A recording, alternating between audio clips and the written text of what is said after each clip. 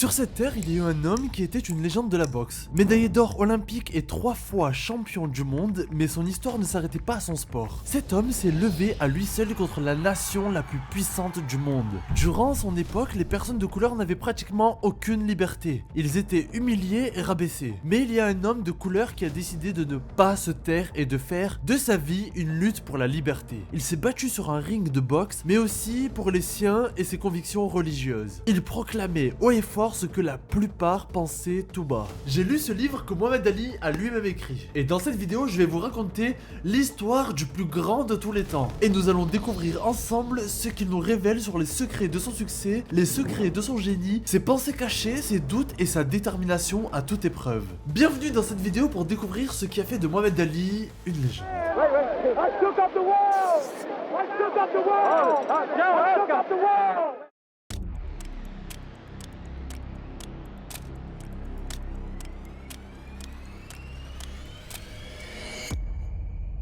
Son prénom de naissance est Cassius Clay. Comme tous les êtres humains de ce monde, il n'a pas décidé de son prénom, mais lui, il a quand même une différence. Tu vois, pour toi et moi, ce sont nos parents qui ont décidé de nos prénoms. Mais durant cette époque, les Noirs d'Amérique ne choisissaient pas le prénom de leur enfant. Le nom Cassius Clay venait d'un blanc de Louisville qui possédait des esclaves. Le petit Cassius Clay ainsi que son petit frère sont nés à Louisville. Leur père, Cassius Marcellus Clay, était un peintre. Il travaillait dur mais n'était pas forcément aisé. Quant à sa mère, elle était femme au foyer, elle s'occupait de leur éducation. Le papa de Cassius Clay encourageait ses enfants à affronter leur peur et à toujours donner le meilleur d'eux-mêmes. Son papa était plein de vie et d'énergie, tout comme Cassius Clay. Quant à leur mère, elle apprenait à ses enfants à respecter et aimer les autres. Elle leur transmettait les valeurs de l'honnêteté et de la compassion. Pour vous contextualiser la chose, durant l'enfance de Cassius Clay, c'est-à-dire pendant les années 1950 et 1960, les Noirs vivaient la ségrégation. En gros, les personnes de couleur et les Blancs étaient séparés aux États-Unis. Et les Noirs subissaient du racisme. Durant cette époque, il y avait à l'avant de certains restaurants écrit « réservé aux Blancs » ou « interdit aux gens de couleur ». Les Noirs n'avaient le droit d'accéder qu'aux distributeurs d'eau et à quelques toilettes. D'ailleurs, durant ces jeunes années, Cassius Clay a vu dans le journal qu'un homme noir a été humilié et tué car il a peut-être sifflé une femme blanche. Malgré la colère qu'il aurait pu ressentir en voyant ce genre d'atrocité, il s'est dit qu'il ne doit pas avoir la haine envers les autres car ça risque d'endurcir son âme. Le mec était déjà plus sage que la plupart des adultes. En parlant d'adultes, pendant son enfance, il n'y avait pas de modèle de personnes noires sur la scène publique. Dès son plus jeune âge, Cassius Clay savait qu'il aiderait sa communauté. Il était persuadé qu'il laisserait une trace de son passage sur cette terre car il avait une mission à accomplir. Il sentait qu'il n'était pas comme les autres. Pour vous montrer à quel point il se sentait spécial, je vais vous raconter une petite anecdote. À l'âge de 9 ans, sa conviction était si forte concernant sa différence qu'il sortait en plein milieu de la nuit dans l'espoir de recevoir la visite d'un ange ou une révélation de Dieu. Bon, il n'a rien eu de tout ça, ce n'était pas un prophète, mais un événement allait changer le cours de son histoire.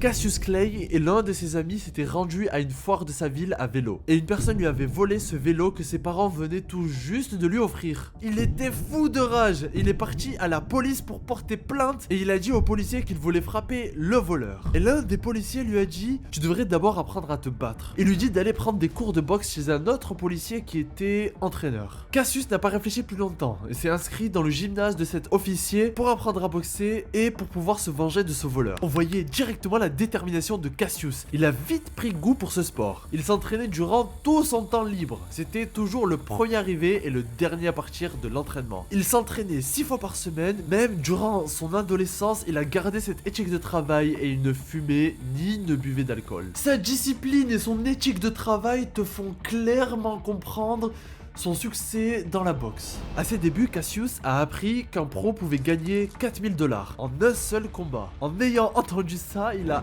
rêvé éveillé. Il s'imaginait qu'à l'école on criait son nom suivi de champion du monde et avec une veste écrite au dos, Cassius Clay est vainqueur des Gants d'Or. Vous vous en rappelez, il a dit qu'il savait qu'il allait faire quelque chose de grand dans sa vie. Bella, il a enfin trouvé ce qui allait le faire connaître dans le monde. Il voulait être le meilleur boxeur. Et il savait que c'était en travaillant dur qu'il allait réussir son objectif.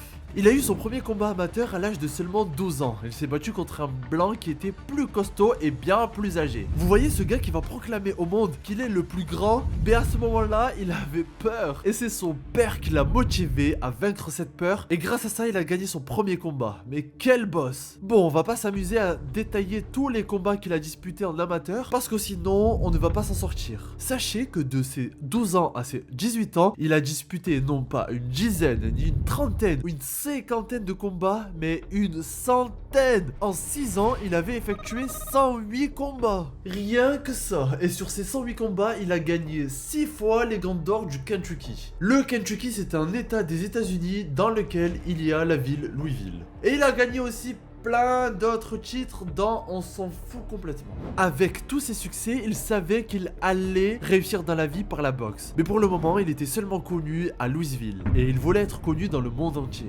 N'oubliez pas son ambition d'être le modèle pour les siens. Mais avant d'essayer d'atteindre cette étape de popularité, il lui reste 2 défis à relever, dont l'un d'eux était d'affronter et de gagner le gars le plus fort de sa ville. Ce gars, il soulevait pas des poids à la salle comme toi et moi. Non, lui, il soulevait des voitures à main nue.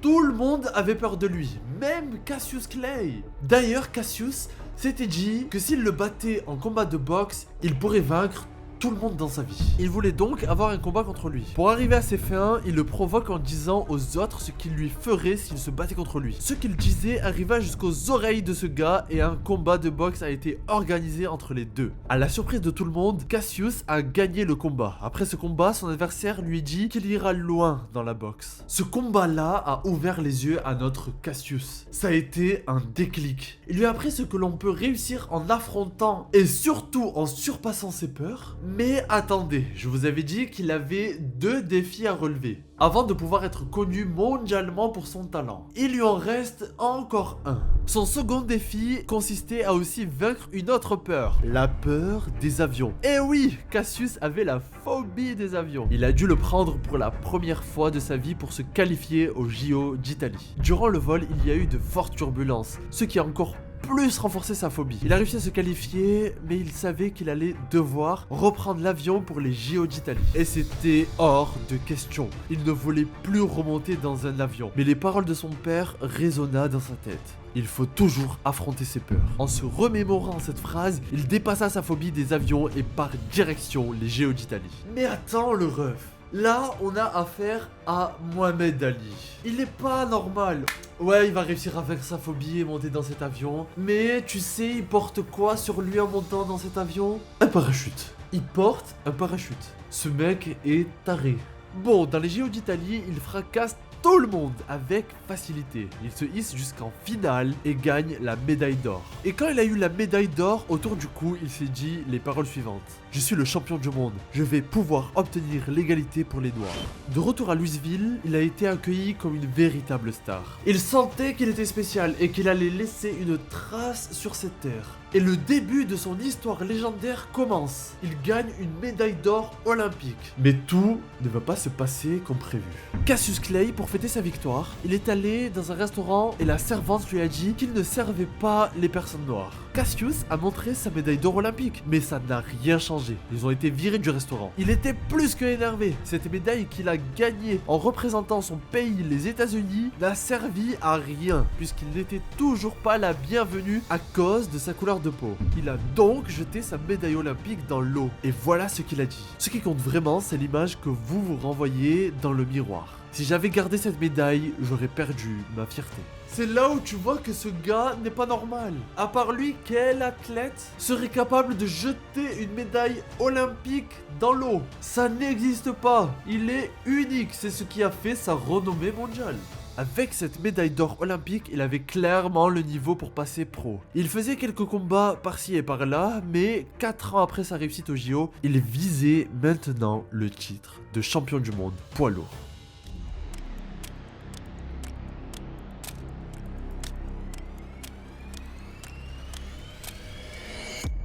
Avant d'avancer dans sa carrière de boxeur, il y a un événement qui a été crucial dans sa vie. En 1959, alors qu'il se rendait à Chicago pour participer au tournoi des Gants d'Or, il a entendu parler de la Nation of Islam. C'était un groupe de musulmans noirs qui luttaient contre le racisme que les personnes de couleur subissaient. Cassius avait l'air intrigué par cette organisation, mais il ne la rejoint pas tout de suite. Un an plus tard, l'un de ses amis qui faisait partie de ce groupe lui a proposé de venir dans leur mosquée, car un homme allait faire un prêche sur l'histoire des Noirs dans le monde. En entendant ça, Cassius a été conquis et accepta d'y aller. Il faut savoir que Cassius ne connaissait pas beaucoup de choses sur les ancêtres des Noirs d'Amérique. L'une des seules choses qu'il savait, c'est qu'ils étaient esclaves aux États-Unis. Durant la conférence, le prêcheur a dit que les descendants directs des Noirs d'Amérique provenaient des personnes venant du continent africain, et ils ont été élevés par les Blancs. Mais ce qui lui a ouvert les yeux, c'est quand le conférencier a dit qu'une personne qui portait le nom de Monsieur Chuang,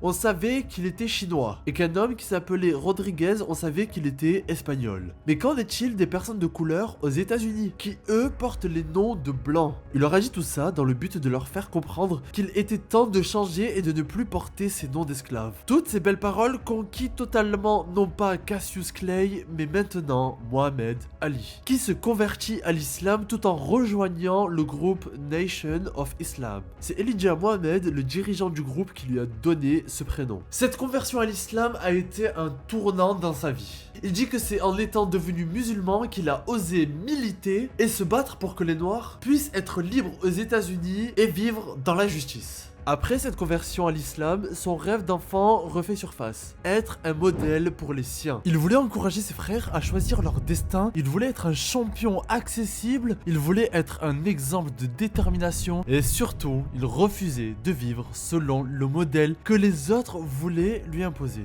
Pour être ce modèle-là, il se devait de gagner ce titre de champion du monde poids lourd. Il devait battre Sonny Liston. Il a saoulé le manager de Liston pour avoir un combat contre lui. Et sa persévérance a fini par payer puisqu'il a fini par accepter. C'est officiel, Mohamed Ali allait se battre pour le titre de champion du monde. Il allait enfin pouvoir montrer au monde qui il était. Mais personne ne voyait Cassius Clay gagner. Les paris étaient en faveur de Sonny Liston. Quant à Cassius, il pensait qu'il avait ses chances, même si Liston avait la réputation du gars imbattable. Pour que vous compreniez la bête à laquelle il va faire face, Liston avait gagné 2 fois au premier round le champion du monde Floyd Patterson. Genre, le gars a réussi à être champion du monde 2 fois en mettant KO son adversaire au premier round. C'est assez dingue. Sachez aussi que Liston était plus costaud que Mohamed Ali et il avait bien plus d'expérience. Cassius avait un plan pour le vaincre. Il devait l'énerver avant le combat pour qu'il perde ses moyens. Il fallait qu'il rentre dans sa tête. Mais attendez, avant de rentrer dans cette finale, le combat a failli être annulé.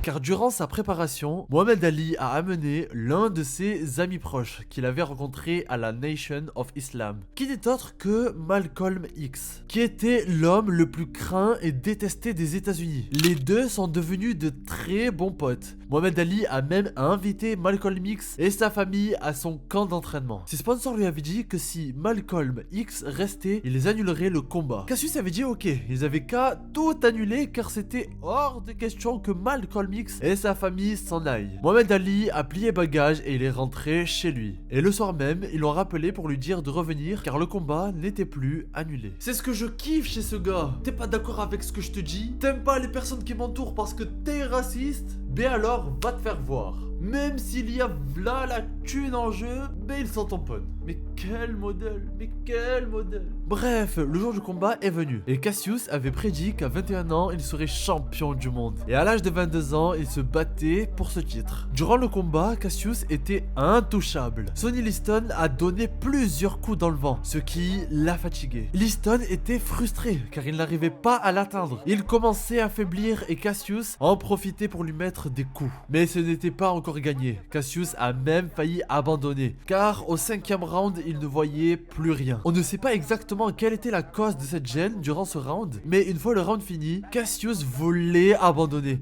Il avait beaucoup trop mal, mais son entraîneur s'est occupé de lui pour le soigner. Et après cette pause, il est revenu au prochain round plus frais que jamais. On avait lâché la bête.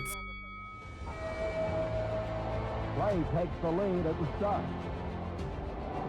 As he did the night he won the title, Clay uses the ring, makes Liston look slow.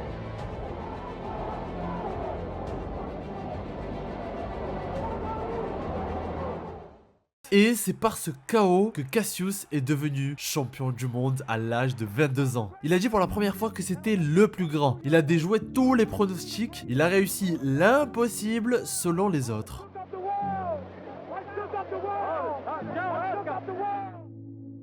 Bref, après sa victoire contre Liston, il a annoncé publiquement sa conversion à l'islam, son nouveau prénom, et qu'il appartenait au groupe de la Nation of Islam. Et ça faisait beaucoup parler les journaux, car la Nation of Islam, qui était appelée Black Muslim par les médias, disait que c'était un groupe qui attisait la haine envers les blancs. Il est vrai que le dirigeant de la Nation of Islam disait du mal des blancs, en disant que c'était des démons. Bon là, dites-vous que Mohamed Ali, c'est une personne de couleur, dans une Amérique qui n'accepte pas encore totalement les noirs, et en plus de ça, il proclame haut et fort sa conversion à l'islam, et il dit qu'il appartient à la Nation of Islam, qui est un groupe pas très apprécié aux États-Unis. Il a tout réuni pour attiser la haine de certains Américains, mais il ne va pas s'arrêter là. Un événement va bouleverser toute sa vie.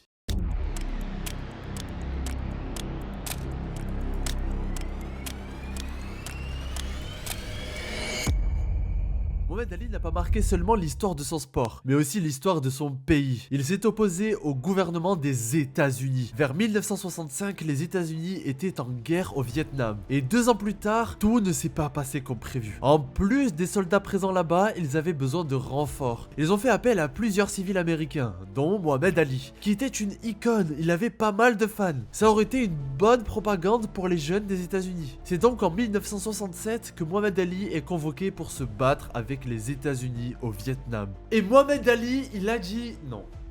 Mohamed Ali dit qu'il refuse d'aller se battre au Vietnam pour des convictions religieuses. Et aussi car les Vietnamiens ne lui ont jamais fait le moindre mal. Par contre, les États-Unis, eux oui. Il a vécu du racisme dans son propre pays. À cause de ce refus, il risquait 5 ans de prison et une grosse amende. Il a aussi perdu son titre de champion du monde. Et il n'avait plus son contrat de boxeur professionnel. Il n'a pas fait de prison car la moula, le ref. Avec de l'argent, tu peux te sortir de pas mal de galères. Mais il était toujours interdit de boxe. Et malgré son interdiction de boxer, il a combattu 2 fois. Une fois en 1970 contre Jerry Corey en Géorgie. Quand il était là-bas, il a reçu des appels anonymes, lui disant qu'il risquait la mort s'il ne revenait pas de suite sur le territoire américain. Mais Mohamed Ali refusa d'annuler son combat, car c'était trop important pour lui. Il est monté sur le ring et il a gagné par KO. La même année, il s'est battu contre un gars aux États-Unis. Et pas dans une petite ville à l'abri des regards. Non, le gars a fait son combat clandestin à New York. Et il l'a aussi gagné par KO.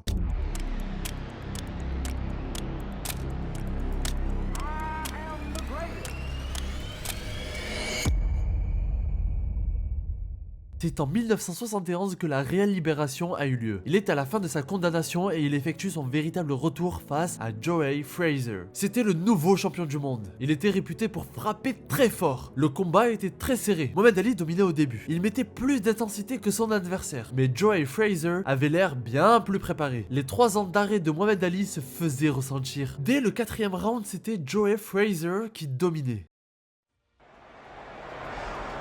Muhammad Ali may try a blitzing.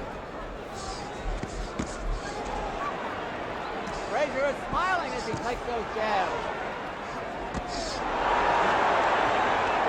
Be trying to slug with Joe.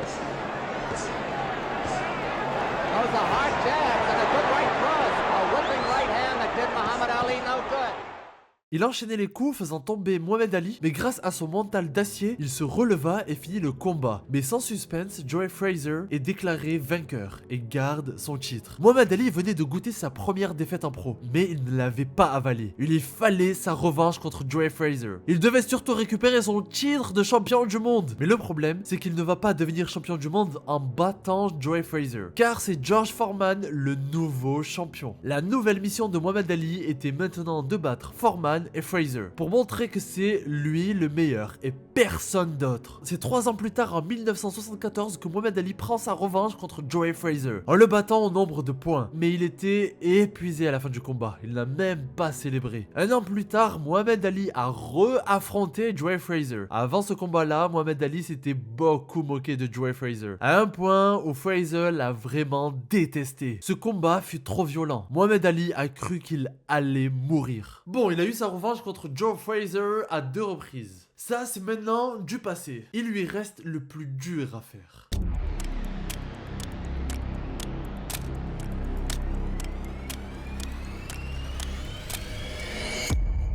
Pour que Mohamed Ali récupère son titre de champion du monde poids lourd, il devait battre George Foreman. Pour Mohamed Ali, George Foreman était le boxeur le plus méchant du monde, car il frappe fort du premier au dernier round. Foreman était jeune et plus costaud que lui. L'entourage de Mohamed Ali lui disait qu'il ne pouvait pas gagner contre Foreman. Personne ne croyait en lui. Mais Mohamed Ali n'était pas du tout un boxeur comme Foreman. Foreman était un boxeur sauvage, trop violent dans sa boxe. Quant à lui, Mohamed Ali était un boxeur scientifique. Il utilisait son cerveau autant que ses poings. Sa stratégie était dans un premier temps de se moquer de lui pour que le jour du combat, il soit énervé, ce qui lui procurait un avantage. La suite de son plan était qu'il regardait les vidéos de combat de Foreman et il disséquait toutes ses qualités et défauts. Mohamed Ali est arrivé à la conclusion qu'il ne pouvait pas s'opposer à lui frontalement, car Foreman était trop grand et trop puissant. Sa seule chance de le vaincre était de le fatiguer. Son combat contre Foreman avait eu lieu au Zaïre, qui s'appelle aujourd'hui le Congo. Comme il le dit, Mohamed Ali, il travaillait avec son cerveau. Et là, il a été malin. Il a mis de son côté le public du Zaïre. Les gens faisaient la queue dans la rue pour parler avec lui. Mohamed Ali était proche d'eux. Il les écoutait avec plaisir quand ils lui racontaient leur vie. Il passait beaucoup de temps avec eux. Et le soir du combat, les gens criaient « Ali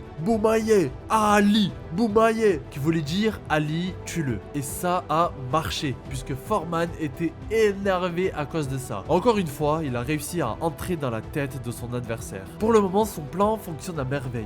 Mais il lui reste encore le plus dur, le vrai fight. La suite de sa stratégie était de le frapper aussi fort qu'il le peut et éviter ses contres en rebondissant sur les cordes. Et il a fait ça tout le long du combat, ce qui a épuisé Foreman. Mohamed Ali finit par le faire tomber au 8e round. Et il devient de nouveau champion du monde poids lourd. Tellement que Foreman était traumatisé de cette défaite, après ce combat, il est devenu pasteur. Faut savoir que ce combat a débuté à 3h du mat au Zaïre. Le soleil commençait à se lever quand il est arrivé dans la résidence dans laquelle il séjournait. Il était très fatigué. Il s'est assis sur les marches d'un escalier et un groupe d'enfants s'approcha de lui. Il a joué avec eux et il a dit que même après une telle nuit, le fait de s'amuser avec ses enfants, ça lui a procuré de grandes joies. Après cette finale, Mohamed Ali avait effectué 3 combats qu'il avait gagnés. Après ces 3 victoires durement gagnées, il allait se battre une 3e et dernière fois contre Joe Frazier. Ils se sont battus à Manille, la capitale des Philippines. Le trash talking de ce combat va très loin, à tel point que Mohamed Ali présente ses excuses à Frazier et sa famille dans son livre, car il a appris que ça leur a fait beaucoup de mal. Bref, le soir du combat à Manille, la température atteint les 50 degrés. Le combat était une véritable guerre entre les deux. C'était très serré, jusqu'à ce que Mohamed Ali le mette par terre au 14e round.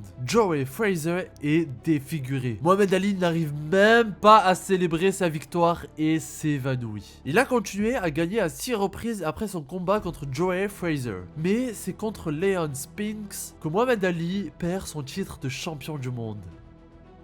C'est quelques mois plus tard qu'il reprend sa revanche contre Leon Spinks et récupère le titre. Cette victoire a fait de lui une légende. Il était le premier poids lourd à avoir gagné 3 titres de champion du monde. Il était the greatest, le plus grand de tous les temps. Il était au sommet, mais il ne pouvait plus aller plus haut. Comme tout humain sur cette terre, il prend de l'âge. Il s'approchait de la quarantaine, il dit aux journalistes qu'il n'était pas fatigué et que l'âge ne comptait pas pour lui. Pour Mohamed Ali, l'esprit l'emporte sur le corps. Mais pour la première fois, ce qu'il disait et ce qu'il faisait sur le ring n'était pas en cohérence. En 1980, il a perdu contre Larry Holmes, puis en 1980, il perd contre Trevor Berbick. Après ces défaites, il a compris que son corps ne pouvait plus suivre. Il avait été incapable de quitter la boxe, c'est donc la boxe qu'il a quitté. Il avait dit dans son plus jeune âge que c'était the greatest, le plus grand de tous les temps. Il a réussi à marquer sa légende. Il se sentait spécial quand il était enfant et il n'a pas eu tort. Cet homme au grand cœur a un message à faire passer aux personnes qui voudront être des champions. Il veut vous dire ce qui a fait de lui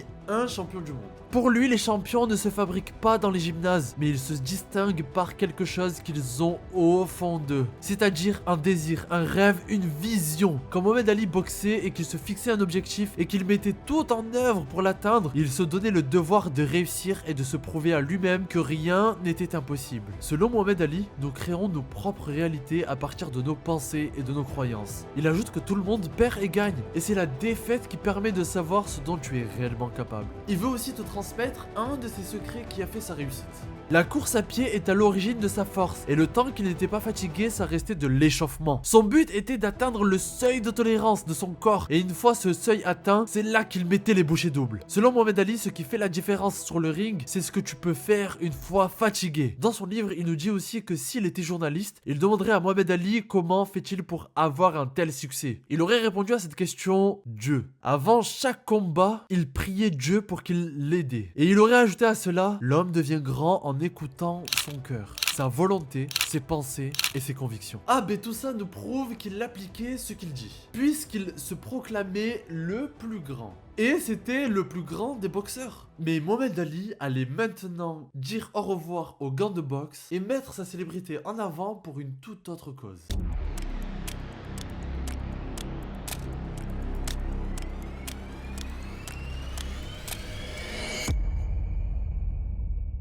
Sa vie après la boxe aurait pu être un long fleuve tranquille sous les tropiques avec sa femme et ses enfants qui viennent le voir de temps à autre. Mais un événement en a décidé autrement. Quelques années après la boxe, Mohamed Ali avait atteint un stade avancé de la maladie de Parkinson. Cette maladie a été difficile pour lui. Il a dû affronter cette maladie comme un adversaire sur le ring. Ce qui lui a permis de surpasser cette maladie, c'est sa foi en Dieu. Et notamment ce qui lui faisait du bien au moral, c'était quand il allait à la rencontre de ses fans. Cette maladie l'a fait perdre en mobilité et surtout en rapidité. Dans sa jeunesse, il était fort et rapide. Il devait maintenant apprendre à se déplacer doucement. En subissant les difficultés de sa maladie, il avait un souhait à ce moment. C'est qu'un remède soit trouvé à cette maladie. Avec Parkinson, il comprend ce que ça fait de perdre la santé. Il a donc dédié toutes ses prières à tous ceux qui souffrent. Mohamed Ali était riche et très malade. Il aurait pu rester dans sa maison et se laisser aller jusqu'à rendre l'âme. Mais il a décidé de surpasser sa maladie et d'utiliser sa célébrité et son influence pour propager la paix dans le monde.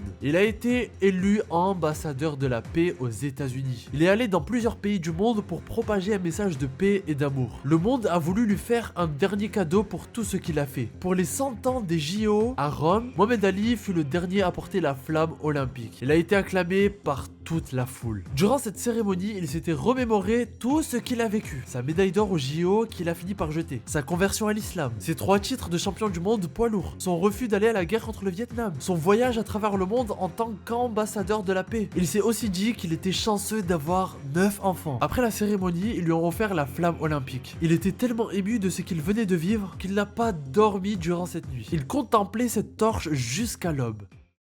Mohamed Ali, avant de gagner la médaille d'or au JO, avant de gagner le titre de champion du monde des poids lourds, avant de s'opposer au gouvernement des États-Unis pour des motifs religieux, avant d'être nommé ambassadeur de la paix des Nations Unies et avant de devenir l'homme le plus célèbre du monde, c'était juste un enfant de Louisville qui avait assez de foi pour croire en lui et assez de courage pour obéir à son cœur.